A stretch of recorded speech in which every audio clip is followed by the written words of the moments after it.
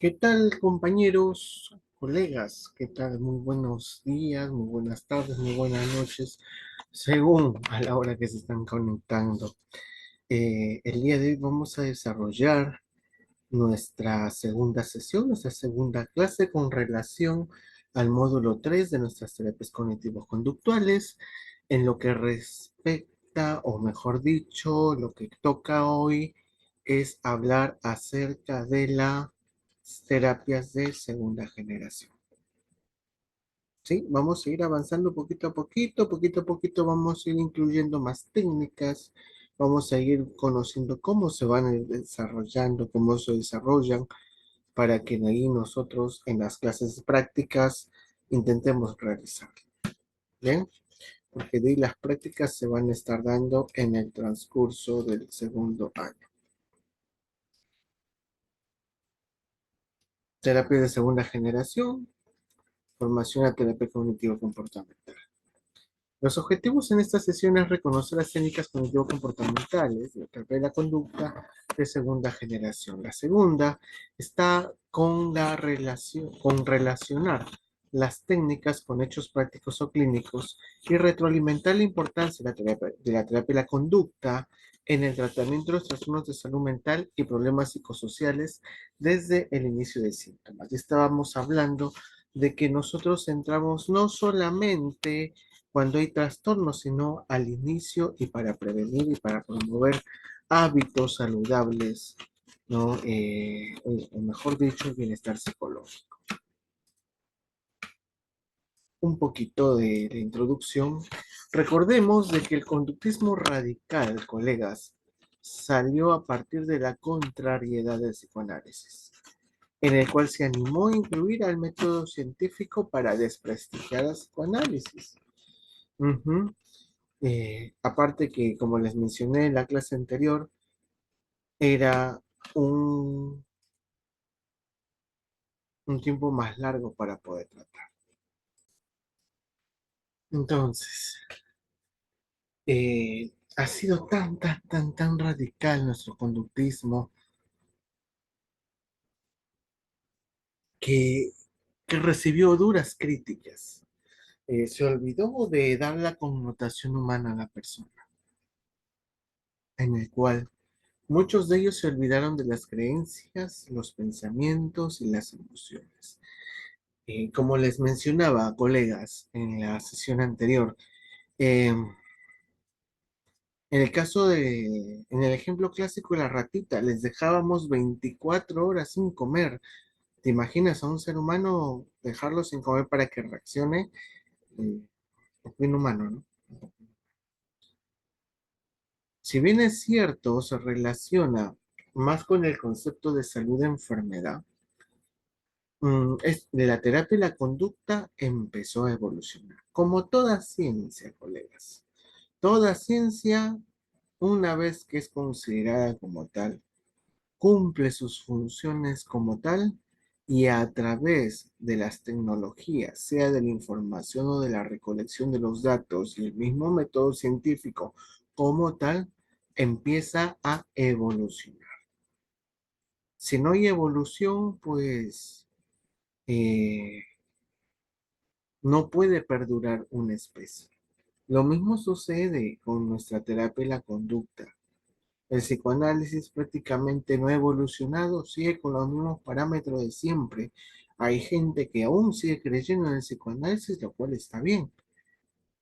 Pero así también como hay gente que cree de que el psicoanálisis no ha evolucionado y que ya debe ir al fondo, la terapia y la conducta siempre ha ido de la mano con los nuevos aconteceres, con los nuevos acontecimientos que ha ido produciéndose a nivel mundial. Es así que empezó a surgir la segunda generación de la terapia de la conducta, porque muchos de ellos, como decía en el segundo párrafo, se olvidaron de que esta persona siente, de que esta persona cree, de que esta persona vive y tiene sus emociones, ¿no? Por eso se le llamó a la primera generación el conductismo radical. en donde también se veía buenas terapias, que eso lo hemos desarrollado en el módulo anterior, la desensibilización sistemática, las aproximaciones sucesivas, eso también hemos estado viendo. Que eso era parte justamente de la primera generación. Pero como les digo, muy directivos, se olvidaron del ser humano y a partir de ello pues surge esta segunda generación y paralelamente a ello empieza a aparecer la corriente Gestalt, la corriente humanista que también sale en contraposición tanto del psicoanálisis y como la terapia de la conducta. Así es la vida de caprichosa. Recordemos un poquito las terapias de primera generación, colegas. Recordábamos de los estímulos, estímulo-respuesta, el estímulo condicionado, el estímulo incondicionado, la importancia de desarrollar programas, tanto para instauración de nueva conducta, eliminación de conductas indeseadas, extinción de las mismas o reforzar otras conductas menos la conducta que queremos que desaparezca, ¿no? Y solito se va a ir quitando. Como les dije en la primera clase, la gran mayoría de los trastornos del neurodesarrollo son tratados con estas terapias de primera y de segunda generación. ¿Por qué? Porque conforme va pasando el tiempo, el desarrollo de la persona, por eso es importantísimo recordar la psicología del desarrollo, eh, va evolucionando, el ser humano como tal, va desarrollando sus funciones ejecutivas para poder entrar a la tercera y cuarta generación. Entonces, este es un poco de lo que concierne a la primera generación de la terapia de la conducta.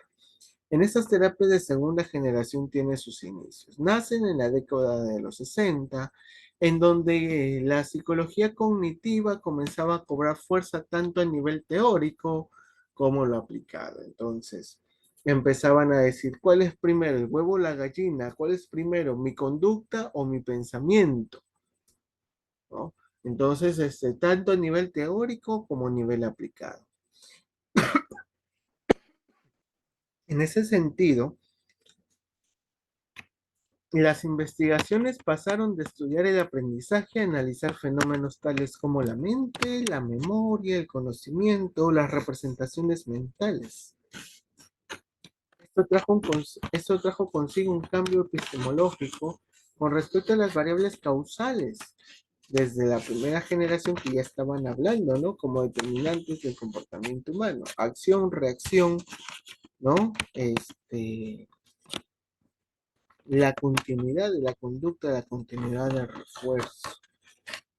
Pero, como les estaba diciendo, nos estábamos olvidando de este ser humano, que tiene otras variables adicionales, como es las emociones, los sentimientos, que ya se empezaban a tomar. Recordemos de que previo al surgimiento de este grupo de terapias, se había construido una conceptualización monista del sujeto. Es decir, se concebía el individuo como un todo que responde al contexto o al ambiente en que se desenvuelve. Así de simple.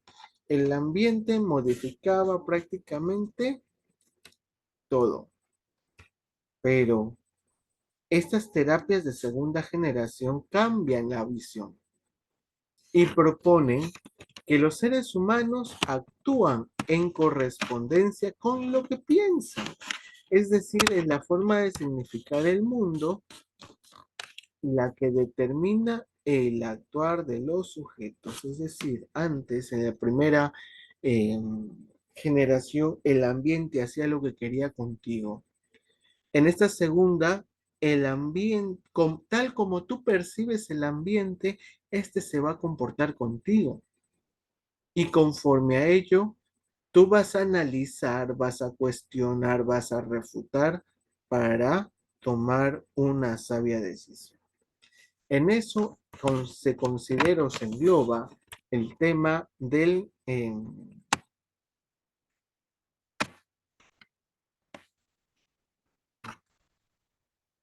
las terapias de la segunda generación. En este sentido, este grupo de terapias comenzó a desarrollar estrategias orientadas a modificar los pensamientos de los individuos, pues sólo así se lograría el cambio de comportamiento a conciencia, ¿sí? A conciencia. No obstante, también incluyeron técnicas puramente conductuales como el reforzamiento o el moldeamiento o del modelamiento. Ujú. Sí, colegas, pero ya lo tenían con una connotación del porqué de las cosas y el darse cuenta de. Y ustedes me van a decir, pero eso suena algo humanista. Sí, tal vez, pero la connotación no es la misma, porque el propósito no solamente es darse cuenta, sino instaurar la nueva conducta que deseamos que se coloque. Por ejemplo, a ver, leamos, escuchemos todo esto. Supongamos que Erika es una estudiante que tiene dificultades para hablar en público y por esta razón su desempeño académico está empeorando. Imaginemos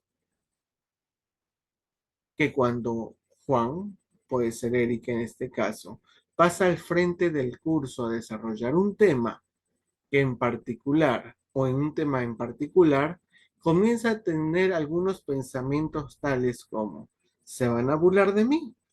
Voy a hacerlo mal. Me están mirando y me estoy poniendo rojo. Notar, colegas, que estos pensamientos lo ponen más nerviosa. Entonces lo que hace es decir que se siente enferma y se retira del lugar. Esto alivia de forma espontánea su malestar, por si evitó, ¿no? Sin embargo, a largo plazo le está impidiendo mantener un buen desempeño académico. Y esa es una de las peores consecuencias, pero si incluso deseamos llevar la universidad. Punto 2. Imaginen que Erika está siendo intervenida con alguna terapia de segunda generación. De esta manera, el profesional debe de identificar cuáles son los pensamientos que están causando estas conductas y modificarlos para que así puedan generarse otras formas de comportamiento. Es así que lo que hace el psicólogo es debatir los pensamientos de Erika preguntándole, por ejemplo, ¿qué sabes o cómo sabes con certeza que se están burlando de ti? ¿Qué pasaría si pensaras que no se están burlando de ti, sino que tus compañeros se ríen porque están comentando alguna otra situación que les parece cómica? ¿Qué pasaría si pensaras que tus compañeros te están mirando porque se interesan por lo que tú estás diciendo? Es similar al diálogo socrático, son bastante parecidos. El TC, la terapia cognitiva, que la terapia racional emotiva conductual. Muy parecidas. Hoy día vamos a ver las diferencias de las mismas. Comprendiendo mejor. Fijémonos que en el ejemplo anterior, el terapeuta intenta debatir y formular preguntas orientadas a que la persona cambie la forma como está interpretando una situación en particular. Esto puede realizarse a partir de diversas técnicas. Dos de ellas son las que se revisaron en terapias de primera generación, que son los autorregistros cognitivos y el descubrimiento guiado. En este orden de ideas, eso lo vamos a ver en el cuarto o en el quinto módulo, lo que son los autorregistros cognitivos y el descubrimiento guiado. ¿Cuál creen que podría ser un resultado positivo en la terapia que permita afirmar que las estrategias aplicadas están funcionando? Que Erika, en vez de pensar que se van a burlar de ella, piense que los demás compañeros pueden estar riéndose de situaciones que les parezcan cómicas. no necesariamente de él. Fíjese que la idea es que el consultante reemplace el contenido de sus pensamientos. Es decir, que en vez de pensar en X, piense en Y o en Z o en A o en B o este, cualquier otra del abecedario, ¿no? Cualquier otra letra. El cambio del pensamiento anteriormente influirá en el comportamiento del paciente, es decir, que es altamente probable que para una próxima ocasión, Eric, en lugar de mentir sobre su estado de salud con el fin de retirarse del lugar, opte por permanecer en la situación de la exposición. Dos de las terapias de segunda generación más importantes son la terapia cognitiva de Beck, que es el TC, y la terapia racional emotivo-conductual de Ellis, que es más conocido como el TREC. Ambas incluyen herramientas conductuales en sus aplicaciones. Sin embargo, el énfasis recae en la modificación de los pensamientos. Vamos entrando ahora sí el tema de la terapia cognitiva. Estas son algunas críticas que como tal ya debemos ir conociéndolas. Si bien es cierto, es importante destacar que en este grupo de terapias han sido esenciales para el desarrollo y la consolidación del enfoque cognitivo-conductual en la psicología clínica. También esto es fundamental que conozcan las críticas que se han evidenciado a lo largo de su aplicación, pues esto va a permitirnos a nosotros comprender las razones por las cuales surgen, ya que en unos añitos más, las terapias de tercera generación. Un segundo.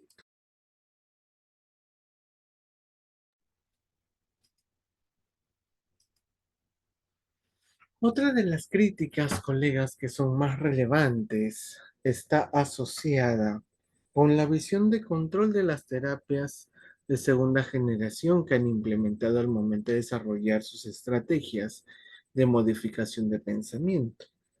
En el ejemplo que vieron anteriormente del caso de Eric, hay que fijarnos que lo que se le está solicitando al paciente es que controle su forma de pensar, es decir, que al momento de tener un pensamiento que le genere malestar, lo que se debe de hacer es reemplazarlo por otro más funcional, que genere un menor nivel de malestar. Para ello, en esta segunda generación vamos utilizando estrategias incluso de las de primera generación. Por eso digo, va evolucionando. No es que dejen de usarse todas las de la anterior generación y ahora pues estamos mejor, algo nuevo, ¿no?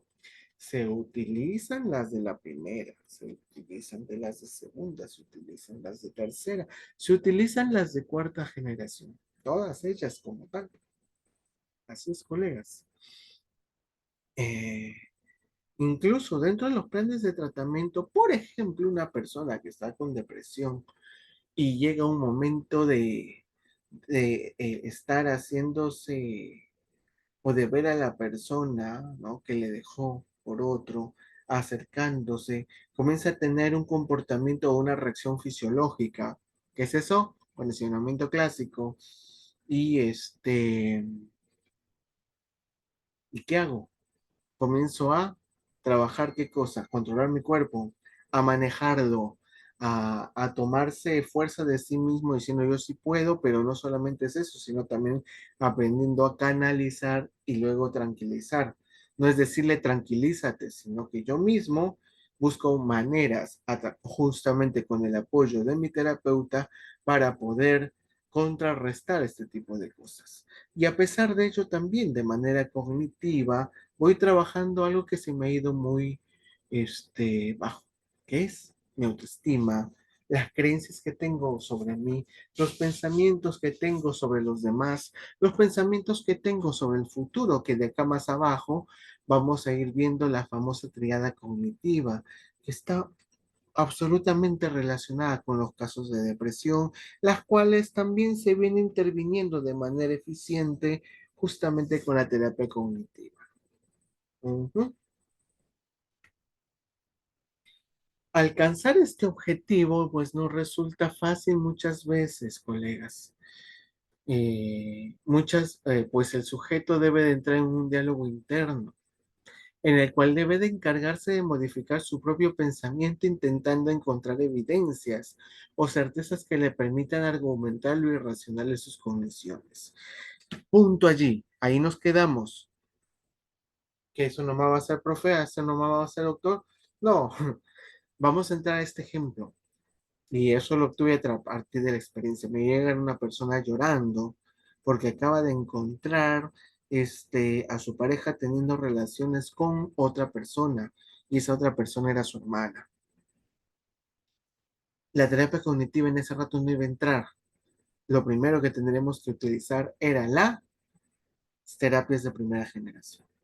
La regulación de la emoción para que esta persona vaya votando y canalizando sus emociones intensas, porque la emoción es tan intenso que para tomar decisiones se van a tomar las peores decisiones.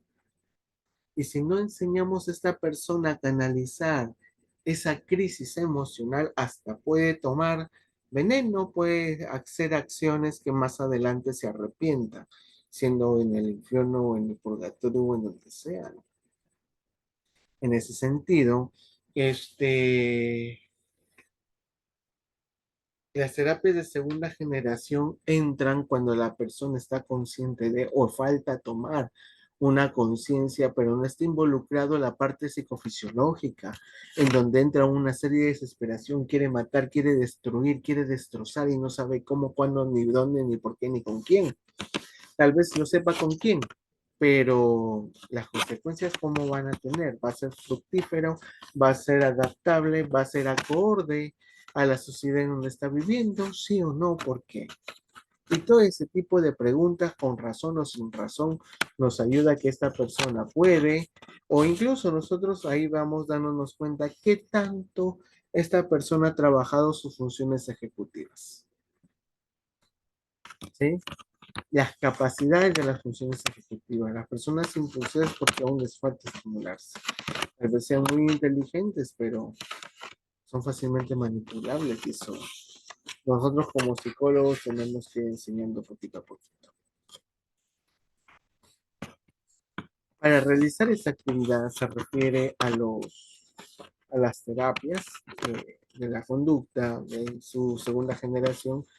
Ahí nosotros tenemos que ir viendo varios elementos. La primera, que hay pensamientos positivos, hay pensamientos negativos, y que lo ideal es que mantenga o desarrolle aquellos que le generan bienestar y elimine los que les genera malestar.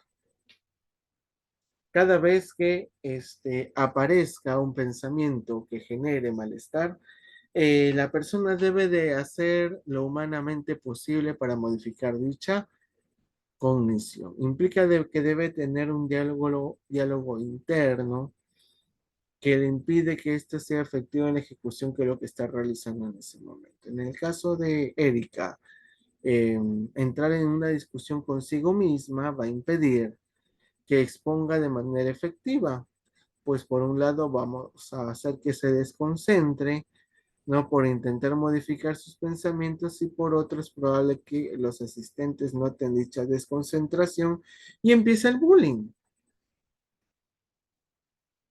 Al momento de realizar los estudios experimentales con sujetos que son intervenidos con alguna de las estrategias, no se ha logrado comprobar que el componente cognitivo es el más importante al momento de modificar el comportamiento de los individuos. Estos estudios, colegas, logran mostrar o demostrar que estas estrategias son las que realmente funcionan.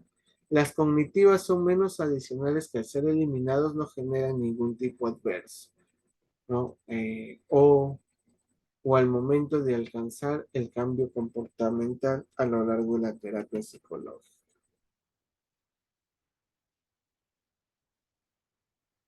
Entonces, ahorita vamos a hablar acerca de la terapia de Ellis. Entonces, entramos a la terapia del ABC de Ellis. Es un nombre críptico que sirve para facilitar la, la didáctica y la educativa en la que se establecen la gala de Ellis. Él trató de establecer las principales creencias irracionales que mayormente compartimos las personas de las sociedades. Acuérdémonos que ahorita nuevamente vamos a ver que está justamente relacionado con, con eso, con las creencias irracionales. Entonces, dentro de la terapia de Ellis se está hablando del famoso ABC, pero ahorita con los nuevos neoconductivos, no neoconductistas. Ahora es A, B, C, D, E, F. Entonces vamos a ir viendo uno por uno. El acontecimiento activador. El acontecimiento activador es el hecho que nos ocurre o propiciamos que nos ocurra, porque puede prevenir tanto del mundo exterior, que puede ser algo apreciable a simple vista, o algo que no tiene concreción determinada. Por ejemplo, un accidente de carretera o una preocupación por un familiar enfermo o por algo que pueda suceder. Una discusión con otra o un problema de relación con alguien a quien se quiere, ¿no? La parte B, en pensamientos y creencias. Para el ABC emocional del árbol Ellis, las creencias y las cogniciones vienen referidas a lo que pensamos o las ideas que nos hacemos acerca del acontecimiento activado. Todos mantenemos ciertos pensamientos o creencias respecto a lo que nos sucede, aunque a veces, colegas, los pensamientos son automáticos y se cruzan por la mente como un rayo sin que seamos lo suficientemente conscientes de ello. Para ello, muchas veces tendremos que considerar que los hechos nos provocan sentimientos o comportamientos determinados. Mayormente es cuando reacciona el sistema nervioso autónomo, porque busca defenderse. La C, que son las consecuencias emocionales y conductuales. El cambio emocional y conductual pues viene en gran medida determinado por el cambio en nuestra forma de pensar o cómo interpretamos los acontecimientos activadores, perdón, o hechos.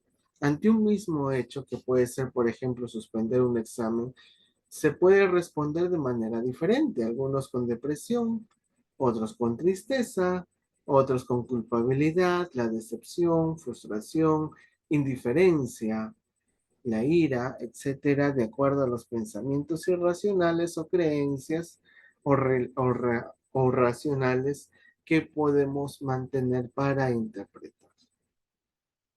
Entonces, entramos a esta segunda parte, el debate de las creencias irracionales.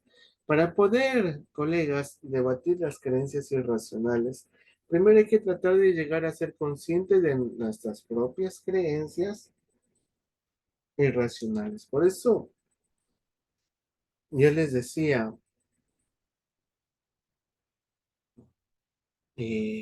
lo que creemos, lo que sentimos, lo que meditamos también debe estar siendo como tal y debe ser considerada parte de la salud mental o bienestar psicológico del ser. Entonces podemos utilizar preguntas que nos ayuden a debatir esas creencias irracionales, tales como ¿dónde está la evidencia que? ¿Dónde está escrito o dónde está la ley que dice tal cosa? ¿Por qué esto tiene que ser así? ¿Cómo me afecta esta forma de pensar? Nosotros debemos utilizar todo tipo de preguntas que contribuyan a poner en tela de juicio o en evidencia las creencias irracionales. De ahí entramos a las nuevas creencias. que si hemos efectuado correctamente la reestructuración cognitiva o el cambio de creencias hacia un pensamiento más racional, los nuevos efectos conductuales han de ser menos autodestructivos, el cual también nos ayudará más en nuestros intereses y nos harán sentirnos mucho mejor que con nosotros mismos, o mejor dicho, con nosotros mismos. No necesariamente hemos de sentirnos más felices, pero la satisfacción de que ya lo superé, eso vale por mí. Hemos contribuido a no encontrar un círculo vicioso de problemas que crean nuevos problemas, como el fracaso o el caso de una depresión severa o dificultades de adaptación al sentir fuerte ansiedad en situaciones sociales. Y finalmente, colegas, tenemos los nuevos comportamientos. Una vez que se cuenten los pensamientos más adaptativos, ¿qué sucede? La persona podrá tener un mejor desenvolvimiento para con las situaciones que le ha generado ese tipo de conductas desadaptativas. Por ejemplo, aquí nos vamos a tomar un tiempito, ¿sí? Aquí está el A, B, C, D, E, F. Ustedes me van a decir, doctor, a mí me ha enseñado hasta la D. A mí me han enseñado hasta la E. ¿Qué pasa? ¿Y por qué cada vez está aumentando una letra? Lo que sucede es que los debates, el nuevo pensamiento y el nuevo comportamiento no era considerado como parte fundamental. Es por eso que los neocognitivos consideran pertinente incluir nuestros debates, los nuevos pensamientos y las nuevas conductas. Tenemos el caso del ejemplo A, colegas. En este ejemplo, cuando es la conducta activadora, mi amor me ha dejado por otro. Vi que ya me dejó por otro, me terminó, me dejó un escrito y se largó, se desapareció como chino en quiebra fuma. Me dejó. ¿Qué me sucede? ¿Qué es lo primero que llega a mis pensamientos? Esta es la parte B. Mis pensamientos, my beliefs. What are my beliefs? What my beliefs are. I can't stay with her. No, no puedo estar sin ella. Soy un perdedor debido a que me ha dejado. Es realmente terrible. Se me fue el tren. Nadie más me va a querer. Nunca encontraré otro amor. ¿Cuáles son las consecuencias emocionales y conductuales? Está el me siento triste, frustrado, indigno. Alguien se me acerca, le doy su gritada, llego al trabajo, busco la sin razón para molestar a todo el mundo y desgraciarle su vida, entre comillas, ¿no? Desgraciarle su vida. No puedo comer, no puedo dormir, se me están quitando las ganas de trabajar o aumenta la tasa del consumo del alcohol y otras drogas. Una vez que se ha considerado ello, entramos en la parte D, que es de los debates. ¿Por qué? ¿Dónde está la evidencia?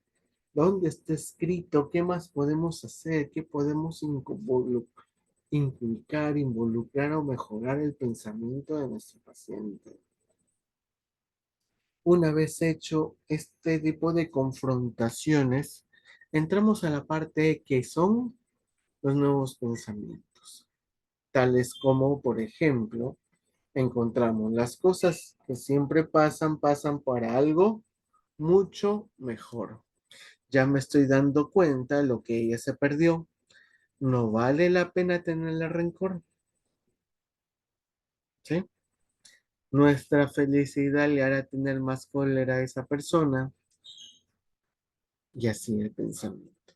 Una vez que ya entramos a esa fase de los pensamientos adaptativos, de ahí en la parte F retoma el proyecto de vida de la persona, mejora su proyecto de vida, tienen nuevos objetivos, se trazan nuevas metas, de modo tal que se vaya sintiendo más adaptable dentro de su contexto psicosociocultural, biológico también. Esto es lo que les voy a pedir como tarea, colegas, que vayamos colocando, y eso es lo que se va a trabajar el día de la clase, ¿no? Ejemplos con el ABCDF y también con respecto a los esquemas. No nos hagamos tanto problema. Lo vamos a desarrollar juntos.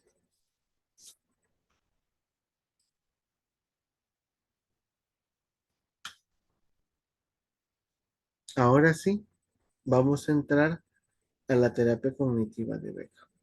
No sin antes, colegas, no sin antes, que quisiera que vean, ya con la autorización de dos personas, principalmente Jessica Joana Forero Majecha, vamos a ver un video rápido acerca de una técnica que es de reestructuración cognitiva, ¿ya? Que está justamente relacionada a la terapia de Beck.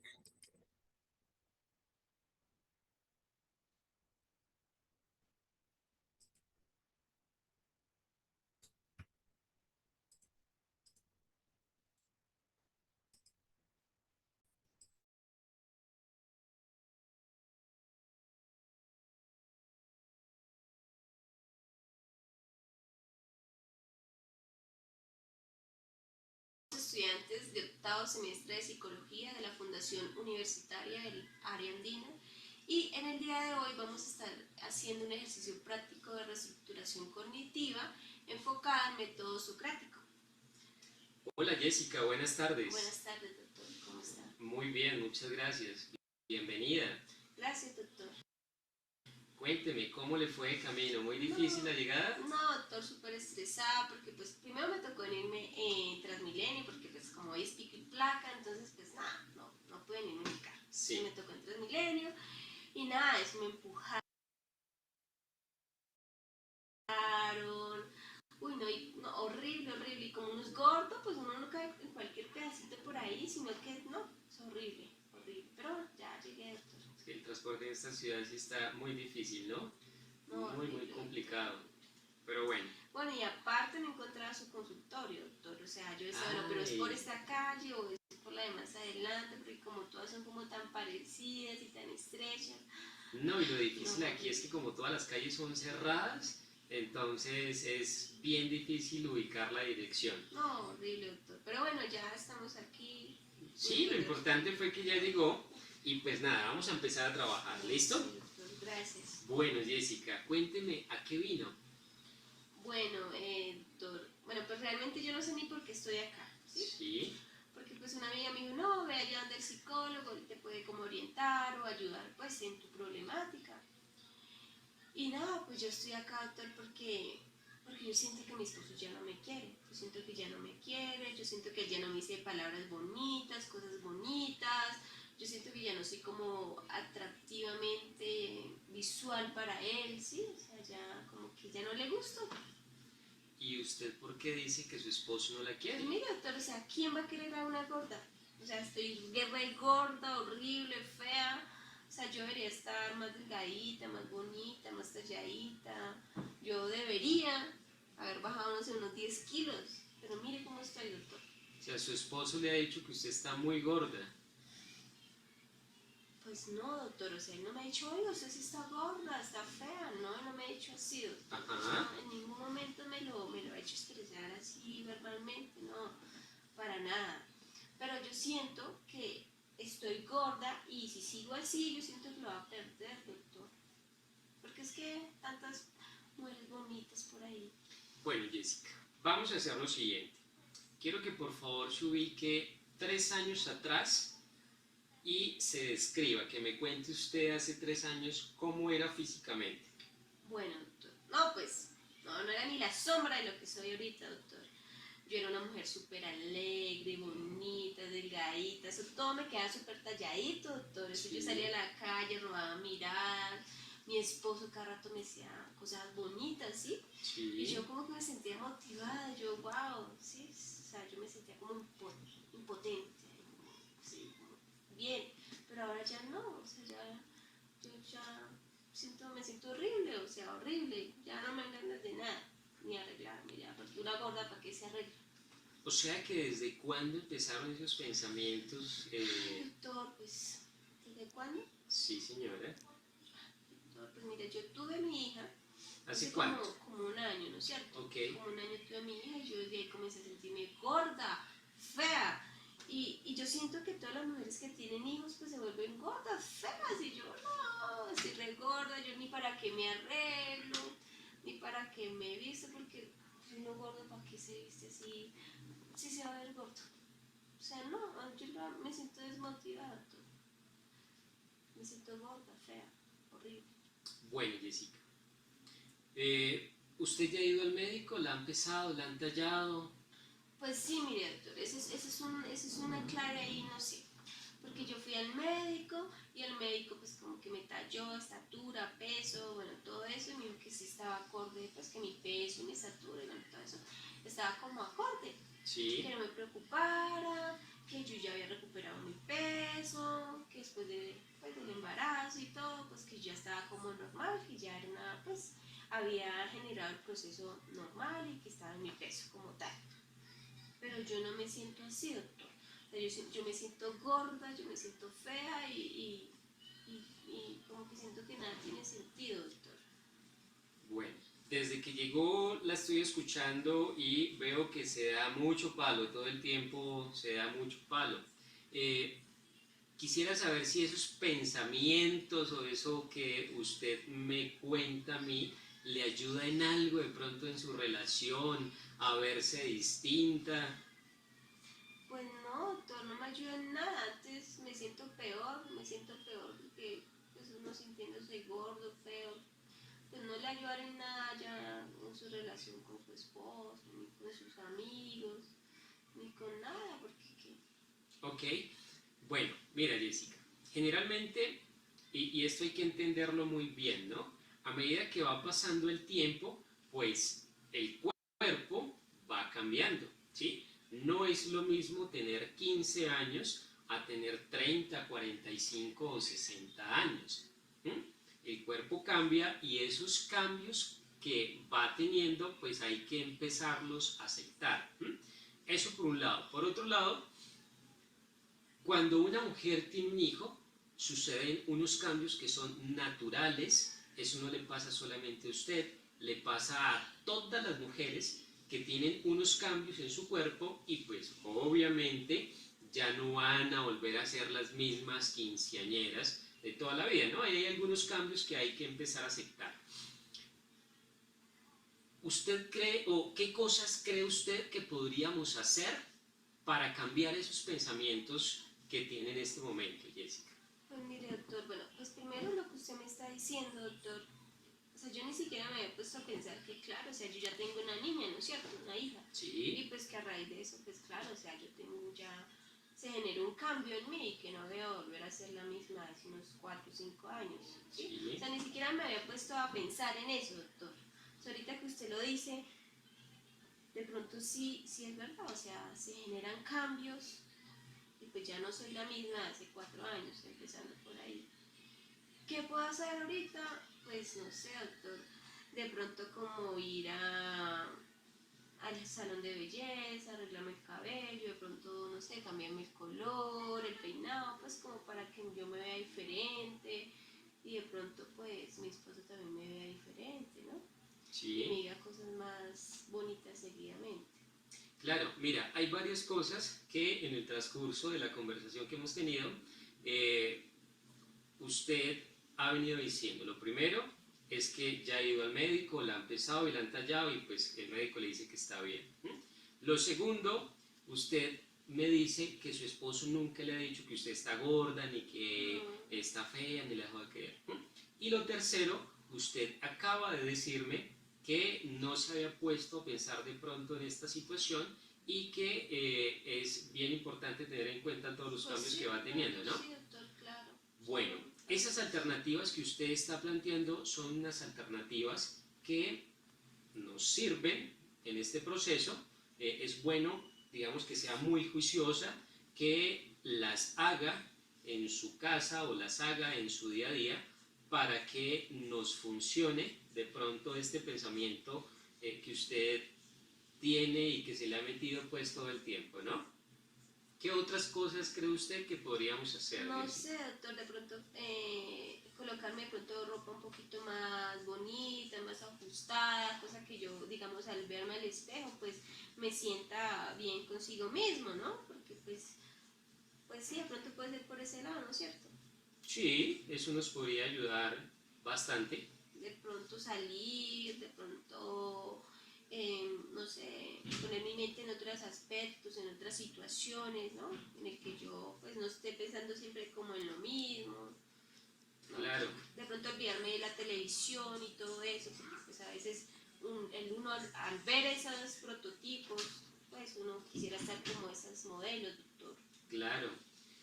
Bueno, Jessica, cuénteme cómo se ha sentido en la conversación que hemos tenido. No, pues mira, doctor, que pues de pronto hay cositas que yo no les había parado como bolas, ¿no es cierto, doctor? Por ejemplo, que cuando uno tiene hijos, pues ya hay unos cambios, que uno ya no sigue siendo el mismo, entonces pues yo creo, o sea, yo como que me siento un poquito mejor, me siento como más tranquila, doctor. Bueno, Jessica, me alegra mucho eso.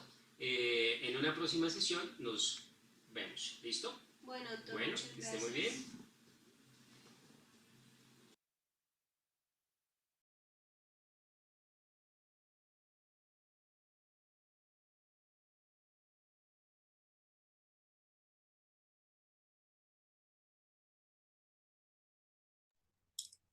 Como podemos apreciar, el diálogo socrático es una de las formas en cómo se emplea la terapia cognitiva de Beck, parte de nuestra segunda generación. Entonces, según esta teoría, existe una clara relación entre los pensamientos de la persona, ¿no?, y las emociones y sentimientos que ésta experimenta. Esta reacción emocional, colegas, influirá en la relación o en la reacción comportamental de la persona ante esta situación,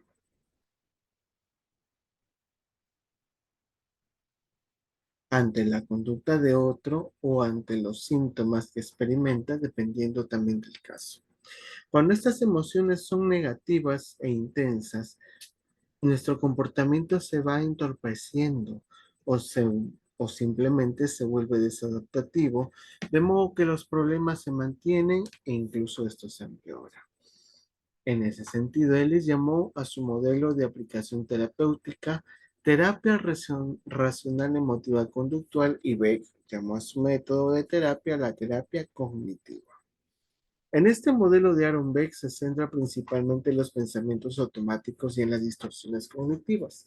Por otro lado, en la terapia racional emotiva conductual de Albert Ellis está centrada en las creencias irracionales. Hay similitudes, pero también diferencias. Por ejemplo, la de Beck se basa en el empirismo colaborativo, en cambio, Ellis utiliza como principal herramienta terapéutica el diálogo o el debate socrático. En esta teoría de Beck, los procesos cognitivos son los mecanismos de codificación, almacenamiento y recuperación de la información existentes de estas estructuras cognitivas, para lo cual ocurren los siguientes procesos: la percepción, la atención, la memoria y la interpretación, cuyo último proceso está estrictamente relacionado, ¿no?, a que este esquema se mantiene o se modifica. En el proceso de la información pueden producirse errores en cualquiera de sus fases, ¿no? Y esto el autor lo llama distorsiones cognitivas. Para Beck, los esquemas son construcciones mentales subjetivas más o menos estables que actúan también como filtros a la hora de percibir el mundo por parte del individuo. Estos esquemas provienen de gran medida de experiencias previas de aprendizaje y pueden permanecer latentes hasta ser activadas por un evento significativo que interactúa con ellos. Siempre hay un evento significativo que va a ir actuando. Vamos a ir viendo en ese sentido las creencias. ¿Sí? Hay dos tipos de creencias, colegas. Tenemos las centrales o nucleares y las creencias periféricas. Las periféricas consisten en actitudes, reglas o presunciones. Influyen de la manera en cómo se ve la situación, cómo se siente, actúa o piensa la persona. Pero por otro lado, las creencias nucleares o las creencias centrales son proposiciones absolutas, duraderas y globales sobre uno mismo, los demás y sobre el mundo. Esto representa el nivel cognitivo más profundo, difíciles de cambiar y dan sentido de la identidad y son idiosincráticas.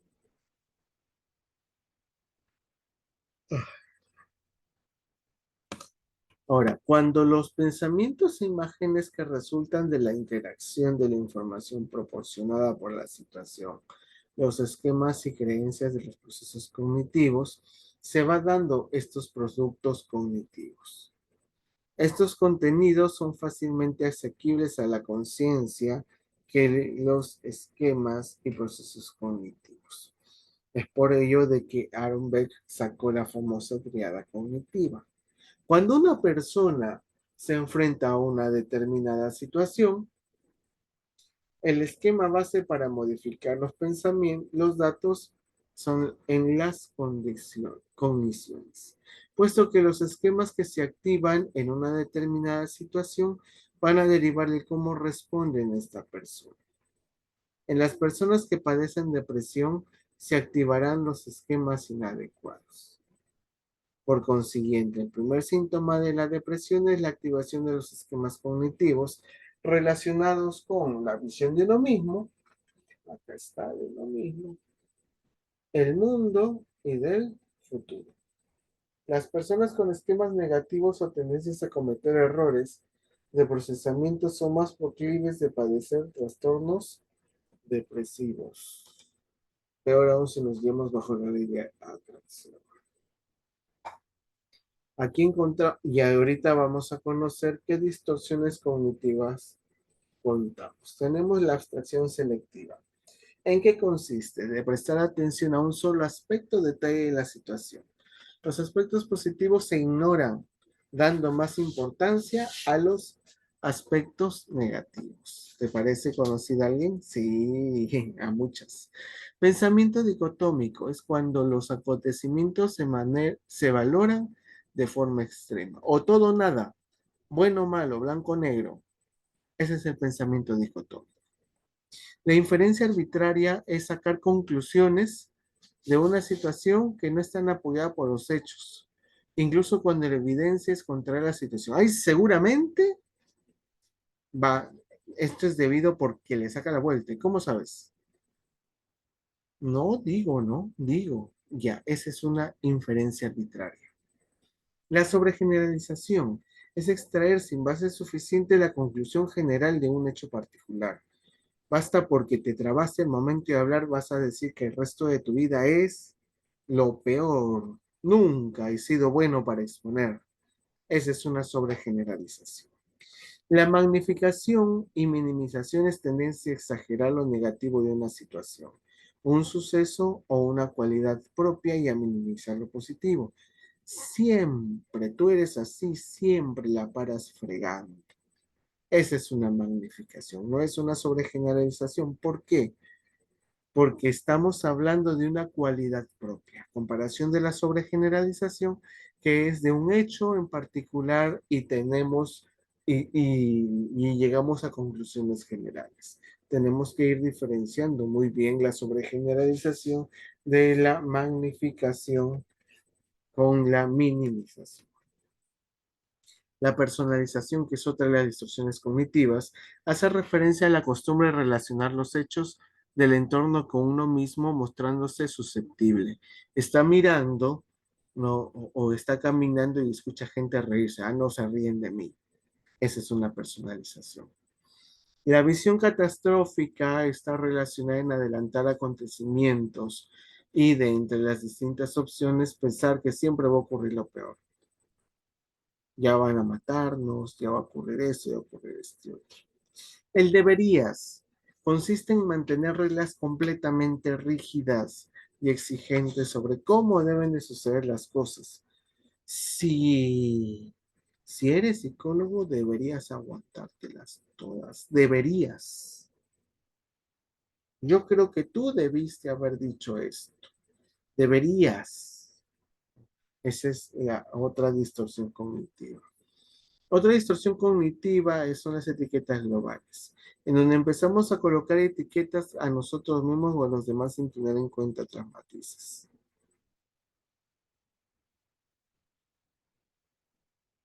La culpabilidad consiste en atribuirse a uno mismo o a los demás toda la responsabilidad de los acontecimientos, ignorando otros factores que se contribuyen a sí mismos.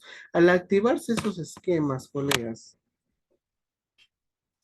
característicos de las personas depresivas, los productos cognitivos serán desadaptativos y negativos, pero los pensamientos automáticos son diálogos internos, pensamientos, imágenes que aparecen ante una situación determinada, porque eso es normal tener pensamientos automáticos.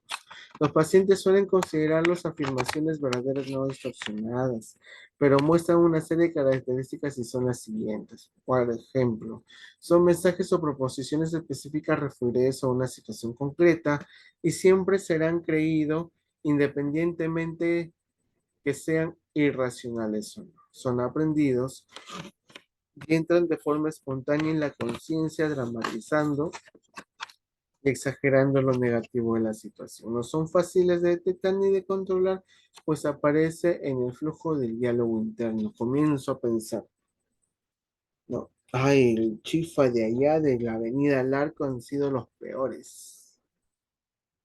Son pensamientos automáticos. Ay, me va a robar esta persona, es pensamiento automático. Vamos a ir encontrando algunas diferencias entre la terapia cognitiva y la TREC. La terapia cognitiva es más científica, está más basada en la investigación empírica, considera que es difícil detectar y desmarañar las creencias disfuncionales profundas y reales del paciente. Recomiendan empezar a centrarse en los pensamientos automáticos y distorsiones cognitivas a nivel superficial. Posteriormente se profundizará a un nivel de creencias nucleares. Se trabaja con respuestas emocionales inadaptadas y distorsiones cognitivas subyacentes. Mientras que el TREC, mira, mientras uno es más científica, la otra es más filosófica y humanista, está muy centrada en el desarrollo de Albert Ellis, según su amplia experiencia clínica, considera que tenemos una tendencia innata de la irracionalidad y una baja tolerancia a la frustración, que hace frecuente que se convierta en creencias irracionales más nucleares. Y consideran que hay respuestas emocionales funcionales o disfuncionales, adaptadas o inadaptadas. Por ejemplo, entro a la clase, me presento y después pido que escriban su nombre en etiquetas. Hay cerca de 25 estudiantes, les digo que vamos a mantener una conversación sobre el voto de lealtad.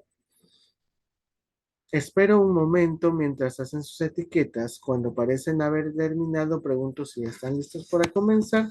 Miro en torno a la sala mientras se callan, pido a algunos que dejen de conversar. Les explico que hay algunas reglas muy simples. Solo una persona debe hablar una vez, todos deben ser corteses, los comentarios deben ser pertinentes al texto. Y para que este diálogo sea tal y no se convierta en una discusión, siempre es recomendable seguir unas tareas. Si no leyó, no invente. Si no entendió, no opine sin escuchar. Si no lo pensó, no hable por hablar.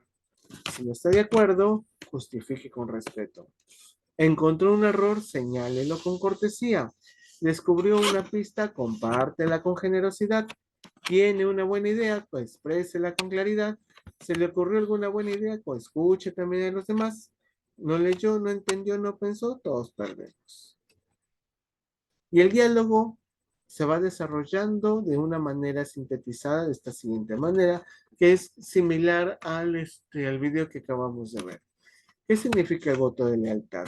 ¿Cómo decidimos cuál de estas sugerencias es la correcta? ¿Cuál de estas creen que más significa el voto. Todas las palabras significan lo que uno quiere que signifiquen. ¿Todos ustedes creen en lo mismo? ¿Creen lo mismo que acaba de mencionar su compañero? La palabra silla significa que lo que uno quiera. ¿Cuáles son cuáles? ¿Cómo sabemos si una palabra tiene significado o no? ¿Qué tiene que ver todo esto con el voto de lealtad? De modo que si yo creo que se trata de carreras caballos, entonces de eso se trata. El voto de lealtad no es sobre carrera de caballos. Como pueden darse cuenta, a veces la ironía hace de que el método socrático sea mucho más efectivo. Y ya lo iba a cerrar, ya me estaba olvidando. El aprendizaje social de Bandura. La teoría del aprendizaje se basa en la premisa de que no solamente aprenden a través de experiencias directas, sino también al observar a los demás. Albert Bandura, psicólogo canadiense, lo desarrolló en la década del 60, ¿no? Las aplicaciones en la práctica, mira, ve, se trabaja con autoevaluación y autorreflexión. Se va estableciendo también las metas y con la autorregulación. Ah, que hay más. ¿Qué ha pasado por aquí? Hay principios claves. La atención, la retención, la reproducción y la motivación. La atención es fundamental para el aprendizaje social. Para aprender de los demás debemos centrar nuestra atención en detalles relevantes del comportamiento que estamos observando. Es decir, que debemos de tener la atención por lo menos la focalizada para poder entrar en onda. La retención, que ya es parte de la memoria, la capacidad de recordar lo que estamos observando. La reproducción, que también está dentro de memoria, pero esta vez involucran tanto el tema del área del lenguaje y el área motora, para que el aprendizaje sea efectivo, debemos ser capaces de almacenar en nuestra memoria la información adquirida. La reproducción, necesitamos la capacidad de reproducir el comportamiento tal cual como está, ¿no? Y la motivación, que ya entra un componente más emocional para que la conducta se vaya instaurando como tal. No, esto juega un papel crucial en lo que respecta al aprendizaje social. La persona está más dispuesta de aprender y poner en práctica. Acá están las aplicaciones. El modelado del comportamiento. Por ejemplo, en la clase el maestro realiza una demostración detallada en cómo resolver un problema. Los estudiantes observan al ver al maestro resolverlo antes de intentarlo por sí mismo. Ese es el modelado del comportamiento. La autoeficacia es cuando un profesor que trabaja con un estudiante tenía dificultades en un área específica. El profesor le proporciona actividades o problemas que estén adecuados a su nivel de entendimiento y pueda resolver con éxitos para después elogiar sus logros y aumentar su autoeficacia. Reforzamiento y castigo también lo estaba utilizando el amigo Albert. Otorgan, por ejemplo, una calificación positiva o elogiar a un estudiante en el aula por completar tareas de forma oportuna o también colocar consecuencias adecuadas como el tiempo adicional de estudio a estudiantes que necesitan mejorar su rendimiento. Eso depende mucho del análisis funcional que debemos de realizar. Para ello debemos de tener muy arraigado nuestra capacidad de observación. En lo que concierne al aprendizaje colaborativo, es cuando, por ejemplo, los estudiantes trabajan juntos un proyecto de investigación, observan y aprenden las contribuciones y perspectivas de cada uno mientras el resto sigue comportándose. En el tema de la autorregulación, es cuando, por ejemplo, un maestro enseña a los estudiantes estrategias de planificación y organización para que puedan aprender a administrar su tiempo, establecer metas y monitorizar su propio proyecto. Y en el tema de la resolución de problemas es cuando en una formación profesional un instructor guía a los estudiantes paso a paso cómo realizar una venta, mostrándole cómo identificar y solucionar problemas que pueden surgir en el proceso y el establecimiento de metas. Y bueno, colegas, con eso queríamos finalizar nuestra clase del día de hoy y nos estamos encontrando justamente para la clase práctica. Nos estamos viendo hasta entonces.